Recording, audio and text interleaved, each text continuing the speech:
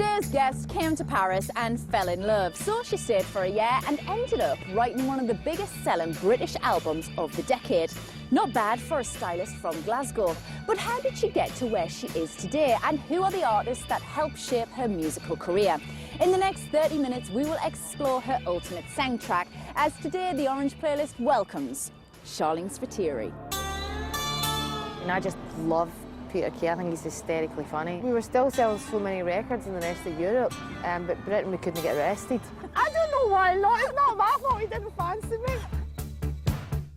I don't want a lover, I just need a friend. Thank you very much for inviting us to Paris on this beautiful day. I love how you say I was inviting you. You just wanted an excuse to go somewhere fancy, and we happened to be in Paris.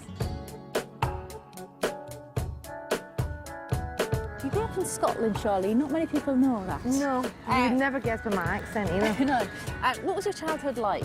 I grew up in Glasgow until I was 10 years old, and then my parents moved out to Loch Lomond. They kind of thought they were giving my sister and I a better life out in the country. Except they didn't know that basically what happens is all the kids were so bored that they used to go and sit down in a goldfish bowl and drink LD wine. I mean, it was good because we used to do lots of things like play hunts and on bikes, and lots of climbing trees and making dens and listening to the charts up trees on Sundays. It's all that kind of stuff.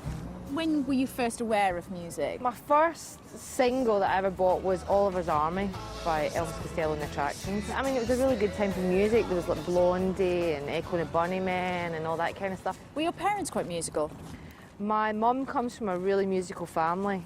There's a piano at my gran and granddad's house, and every second weekend my gran and granddad used to normally have a party, and there was a good old sing-song and knees up. My song of choice was 10 Guitars. You know that I had a band of men, and all they do is play for me. But it wasn't something that you aspired to being. People that are musicians and, you know, pop stars and all that, you kind of think that that's a completely other world that doesn't exist in your universe. You kind of think they're aliens that are dropped down from the sky. So who were your teenage bands of choice, Charlene? Who did you have a crush on? Joe Strummer. I love Joe Strummer. You weren't a Paul Weller girl? It's really funny because I met Paul Weller when I was coming back from school one day, and we were like, oh my God, it's the jam! It's funny because I met Paul Weller years later. He's probably the only famous person that's made me blush a little bit. I turned back into that 12-year-old because he gave me a bar of Furry Friends chocolate. I've got it in a shoebox in my mum's house, actually. Probably all fusty and disgusting. So how did you get, you know, from singing in your front room to being, you know, one of the most recognisable voices in the music scene? It was totally by chance. A friend of mine played football with, who's now currently our manager, Jerry, and Johnny, who's my songwriting partner, had been in very successful bands up until he met me. He'd been in Altered Images. I think his dad had to sign his first record contract. He was too young. I mean, he's been in bands since he was at school. So when did you two meet? It would have been, what's 20 years next year?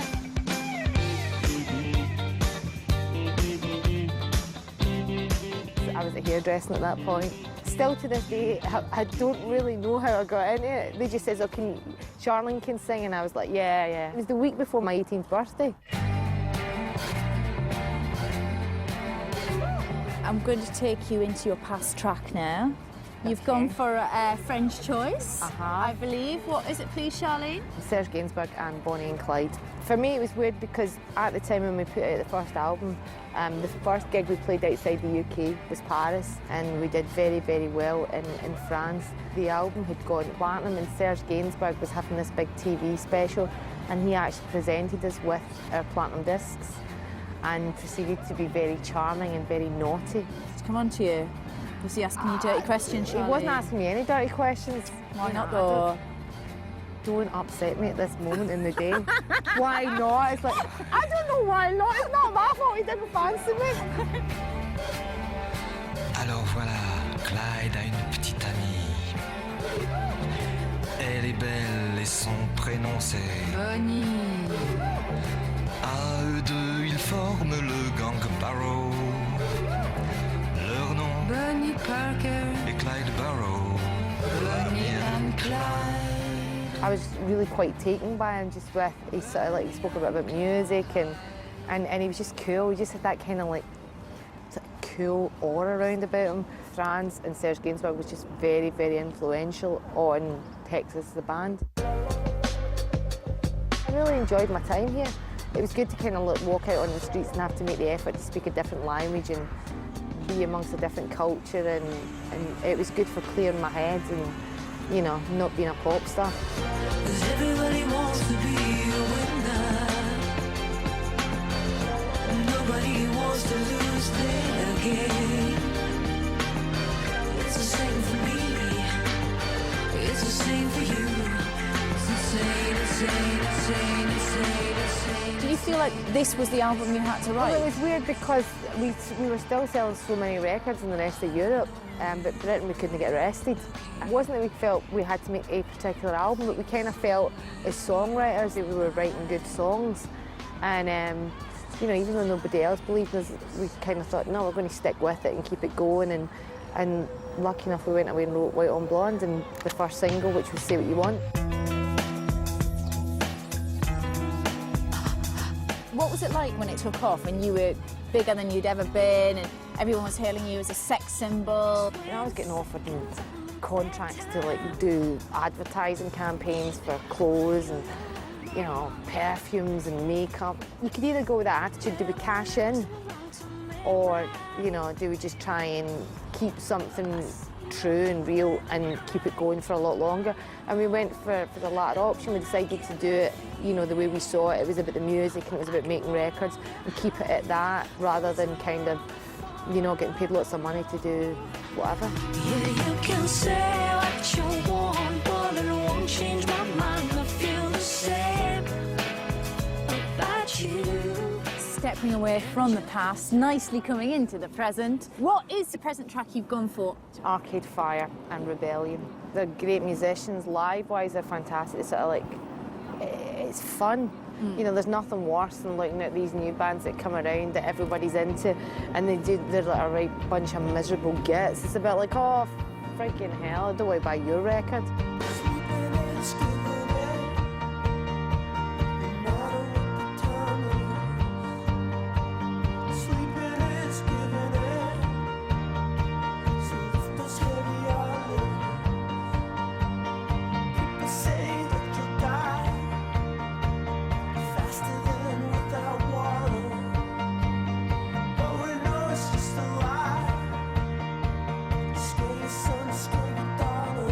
It's not very often that you put a record on that no one spoke about and you stick something on and you kind of go, oh, your heart beats a little faster, which for me is always how a record works. It's like, or you go, oh, I wish I'd made that record.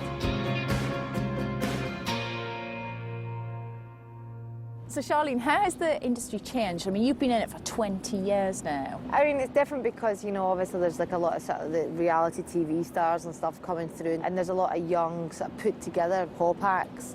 I think it's really dangerous to play with young people that have a dream. I really do. I think that's what sort of scares me about the reality television thing. I genuinely think, oh, what do they do after that? You know, they have like one hit record and then it's like the next thing doesn't work, so they're gone. How do you think you've changed? A lot more wrinkles. I was 18 years old when I started in it, and I'm 38 now. Takes us nicely into your future track, which a little known band, Texas and Sleep. Gone from a Peter Kay moment. Tell me how this all came about with Peter. We met at Live 8. We actually met in catering, funny that. And it was kind of like appreciation centre for both. We were like, oh, it was about one of those moments. And I just love Peter Kay. I think he's hysterically funny. Then he disclosed to me that he was a massive Texas fan. I had seen us like loads of times. And then he said that night, he says, you know, I should do a video for you guys. And it was such good fun making it. And I got to dress up. The ironic thing is, like, it's the first time I've done a video where somebody's like, oh, you're going to do the scene from Ghost and you're just going to be wearing a shirt. And I'm like, yeah, fine, no problem. Maybe any other video, they'd been like, there's no way, I'm just wearing a shirt.